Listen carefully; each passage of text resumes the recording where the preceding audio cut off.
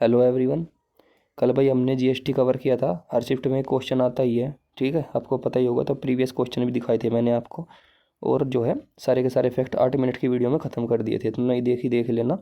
आज करेंगे विमुद्रीकरण यानी कि नोटबंदी। देखो 17 तारीख की पहली शिफ्ट में क्वेश्चन आया है कि नोटबंदी को किस नाम से जाना जाता है, और ये 18 तारीख की पहली शिफ्ट में आया है, ठीक है। और मतलब चारों शिफ्ट में आया था, बाकी 2 शिफ्ट के मुझे नहीं मिले हैं, तो ये 2 के मिले हैं, ये आपको दिखा रहा हूँ। तो अब फैक्ट की तरफ चलते हैं, 5 मिनट में पूरा ख़त्म कर देंगे, ठीक है। देखो, सबसे पहले हम विमुद्रीकरण पढ़ेंगे यूपी पुलिस के लिए। तो सबसे पहली बात होती है विमुद्रीकरण होता क्या है। तो जो फिलहाल नोट चल रही है वर्तमान मुद्रा, उसे हटाकर नई मुद्रा जारी करना ही विमुद्रीकरण है। यानी कि जो मान के चलो कोई नोट चल रहा है उसे बंद कर दे सरकार, दूसरा नोट चला दे। तो विमुद्रीकरण करने का पीछे उद्देश्य क्या होता है, करती क्यों है सरकार ऐसा। तो एक तो काले धन को रोकने के लिए करती है, एक नकली नोटों को हटाने के लिए करती है, एक नकदी रहित अर्थव्यवस्था का निर्माण करना यानी कि ऑनलाइन पेमेंट्स को बढ़ावा देना, इसके लिए भी सरकार ये काम करती है। और दूसरी बात, बैंकिंग प्रणाली में ब्याज दरों को कम करने के लिए भी सरकार ये काम करती है मेरे भाई, ठीक है। आगे चलो, बोल रहा है भारत में सबसे पहले कब हुआ था। तो आज़ादी से पहले 12 जनवरी 1946 को रिजर्व बैंक ऑफ इंडिया ने किया था ये विमुद्रीकरण। इसमें क्या कर दिया था, 1,000 के और 10,000 के नोट बंद कर दिए थे। लेकिन फिर क्या हुआ, 1954 में कांग्रेस सरकार ने क्या करा, 1,000, 5,000 और 10,000 के नोट फिर से चला दिए, यानी कि 5,000 का ही अलग से चला दिया था, ठीक है। आगे फिर अगर बात करें आज़ादी के बाद पहली बार कब हुआ, तो 1978 में हुआ। आज़ादी के बाद पहली बार जो नोटबंदी, उस टाइम प्रधानमंत्री थे मोरारजी देसाई, राष्ट्रपति संजीव नीलम रेड्डी थे, और वित्त मंत्री थे हरिभाई पटेल। उस टाइम क्या हुआ, जो ये नोट कांग्रेस ने चलाए थे ना 1,000, 5,000, 10,000 के, ये बंद कर दिए गए थे सारे के सारे। आगे फिर देखो तीसरी बात नोटबंदी कब हुई। तो तीसरी बात 8 नवंबर 2016 को हुई। मोदी जी थे प्रधानमंत्री, राष्ट्रपति प्रणब मुखर्जी थे, वित्त मंत्री अरुण जेटली थे। ये तीसरी बार थी। अगर बोले आज़ादी के बाद कौन सी थी, तो दूसरी। और वैसे बोले कुल कितनी बार हो रही, तीसरी बार थी है। इसमें क्या करा, 500, 1,000 के नोट बंद कर दिए, उसकी जगह 500 और 2,000 के नवे नोट जारी कर दिए।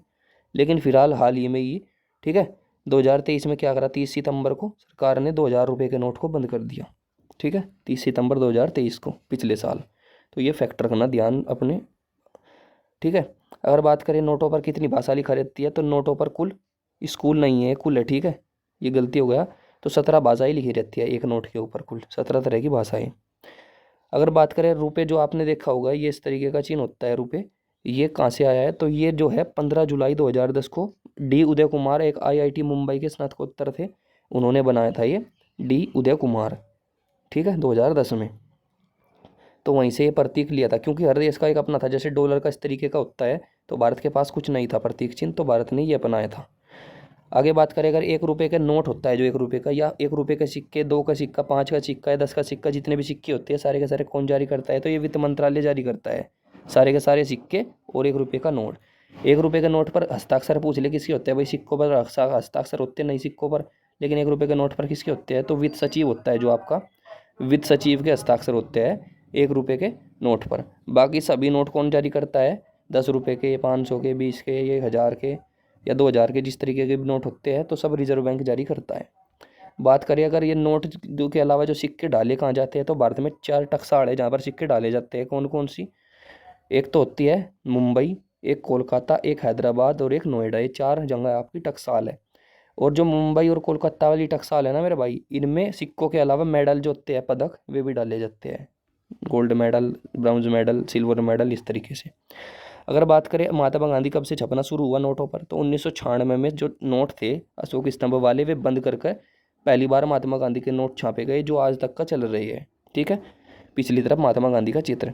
आगे बात करें अगर 1957 में जो भारत का 1 रुपया था, तो 1 रुपये को 16 अन्नों में विभाजित करता है, यानी कि 16 भागों में विभाजित कर रखा था 1957 तक।